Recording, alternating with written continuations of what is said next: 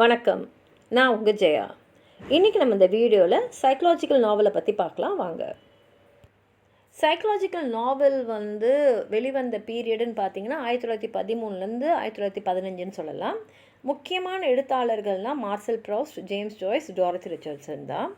இதில் இந்த மாதிரி நாவல்ஸில் எழுத்தாளருடைய நோக்கம் என்னவாக இருக்கணும்னா, ஒருத்தவங்களுடைய உள்ளுணர்வு, அவங்களுக்குள்ளே ஏற்படக்கூடிய எக்ஸ்பீரியன்ஸை எக்ஸ்ப்ரெஸ் பண்ணுற மாதிரி தான் இருக்கும். அதனாலே பார்த்திங்கன்னா இந்த சைக்கலாஜிக்கல் நாவல்லாம் கொஞ்சம் ஆட்டோபயோக்ராஃபிக்கலாகவும் கொஞ்சம் பொய்டிக் லாங்குவேஜாகவும் இருக்கும். அதுக்கு முன்னாடி கன்வென்ஷனலாக இருந்த நாவல்ஸ்லாம் பார்த்திங்கன்னா அதில் அந்த ரைட்டர் காமிச்சதை விட இந்த நாவல்ஸ்லலாம் பார்த்திங்கன்னா அந்த கேரக்டர்ஸோடைய நினைவலைகள் அதை நிறைய இதில் கொண்டு வருவாங்க. அதே மாதிரி இந்த மாதிரி நாவல்ஸ்லாம் நிறைய விஷயங்கள், அவங்களோட சென்சேஷன்ஸ், அந்த ஃபீலிங்ஸு, ஃபியூகிட்டிவ் தாட்ஸு, அந்த கேரக்டர்ஸ்குள்ளே என்ன அலைகள் வருதோ அதையெல்லாம் எழுதுவாங்க. அது மாத்திரம் இல்லாமல் அந்த எழுத்தாளருடைய சைக்கலாஜிக்கல் சயின்ஸஸ் அவருக்கு எந்த அளவுக்கு தெரிஞ்சிருக்கோ அந்த அளவுக்கு இந்த நாவல்ஸில் அதை அவர் பயன்படுத்தியிருப்பார். அதே சமயத்தில் அந்த நாவலோடைய முக்கியமான கன்சர்ன் என்ன இருக்கும்னா, spiritual, emotional and mental lifes, அந்த கேரக்டர்ஸு பிளாட்டை விட அவங்க இந்த கேரக்டர்ஸோடைய மன ஓட்டத்தில் தான் அவங்க இன்னும் கான்சன்ட்ரேஷன் நிறைய பண்ணுவாங்க. இந்த மாதிரி நாவல்ஸில் வந்தது காரணமே சிக்மண்ட் ஃப்ராய்டும் கார்ல் யூங்குன்னு சொல்லலாம். ஏன்னா அவங்களுடைய தாக்கம் தான், சைக்காலஜியில் அவங்க கொண்டு வந்த நிறைய விஷயங்களுடைய தாக்கம் தான் இந்த நாவல்ஸ்லாம் நம்ம பார்க்குறோம்.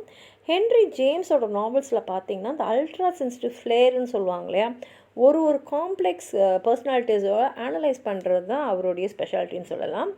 இந்த சைக்கலாஜிக்கல் நாவல்ஸோட ஃபீச்சர்ஸ் என்னென்னு பார்த்தீங்கன்னா, அந்த ஹியூமன் நேச்சர், ஒரு ஹியூமன் ரிலேஷன்ஷிப்பை ஒரு இன்டெப்த்தாக போய் நம்ம அனலைஸ் பண்ணுறது, அதுதான் அந்த கதையோட இருக்கக்கூடிய ஒரு சைக்காலஜிக்கல் அனலைஸ்ன்னு சொல்லலாம். அது மாத்திரம் இல்லாமல் அந்த நாவல் ஒவ்வொரு கேரக்டர்ஸோட மோட்டிவ்ஸு, ஏன் இந்த செயலை அவங்க செய்கிறாங்க, இதுக்கு பின்னாடி அவங்களோட மனநிலை எப்படி இருக்குது, அவங்க மன ஓட்டம் எப்படி இருக்குது, அவங்க எப்படி யோசிச்சுருக்காங்க, எப்படி அவங்க யோசிக்கிறதுனால அவங்க இந்த மாதிரிலாம் செய்கிறாங்க அப்படின்றத வெளிப்படுத்துவோம் இந்த நாவல்ஸை. அதே மாதிரி இந்த மாதிரி நாவல்ஸில் நிறைய இன்டீரியர் மோனோலாக்ஸ், அதாவது தனக்குள்ளேயே அவங்க யோசிக்கிறதெல்லாம் இதில் எழுதுவாங்க. அதே மாதிரி கடந்த காலத்தை நினச்சி பார்க்குற ஃப்ளாஷ்பேக்ஸும் இருக்கும். இது மூலமாக அந்தந்த கதாபாத்திரத்தோட இன்னர் ஒர்க்கிங்ஸ், அவங்க மனசுக்குள்ளே அவங்க என்ன நினைக்கிறாங்க, என்ன பிளான் போடுறாங்க, என்ன செய்ய போகிறாங்க, என்ன செய்யணும் திட்டம் போடுறாங்க, யார்கிட்ட எப்படி நடந்துக்கணும், ஒருத்தர்கிட்ட ஒரு மாதிரி நடந்துப்பாங்க, ஆனால் ஏன் நடந்துக்கிறாங்க, ஆனால் உள்ளுக்குள்ளே அவங்க என்ன நினைக்கிறாங்க, இந்த மாதிரி விஷயங்கள்லாம் இந்த நாவல்ஸில் வந்துடும். இந்த மாதிரி சைக்கலாஜிக்கல் நாவல்ஸை மாடர்ன் டைம்ஸில் பார்த்திங்கன்னா பர்கசன், வில்லியம் ஜேம்ஸ்லாம் நிறைய உபயோகப்படுத்தியிருக்காங்க. அதே மாதிரி டாட்ஸ்கியோட நாவல்ஸில் பார்த்திங்கன்னா சைக்கலாஜிக்கல் எலிமெண்ட்ஸ் நிறையா இருக்கும். வர்ஜினியா வுல்ஃபோட பெரும்பாலான படைப்புகள் சைக்கலாஜிக்கல் நாவல்ஸ் தான். முக்கியமான சைக்கலாஜிக்கல் நாவல்ஸ்ன்னு பார்த்திங்கன்னா ப்ராஸ்டோட remembrances of things past, James ஜாய்ஸோட portrait of the artist as a young man, Dorothy ரிச்சர்ட்சனோட பாயிண்டட் ட்ரூத்ஸ்னு சொல்லலாம். உங்களுக்கு எதாவது சொல்லணும்னு நினச்சிங்கன்னா கீழே இருக்கிற கமெண்ட் பாக்ஸில் எழுதுங்க. இந்த வீடியோவை லைக் பண்ணுங்கள், உங்கள் ஃப்ரெண்ட்ஸோடு ஷேர் பண்ணுங்கள். சப்ஸ்கிரைப் பண்ணாதவங்களாம் ப்ளீஸ் சப்ஸ்கிரைப் பண்ணி சப்போர்ட் பண்ணுங்கள். நன்றி.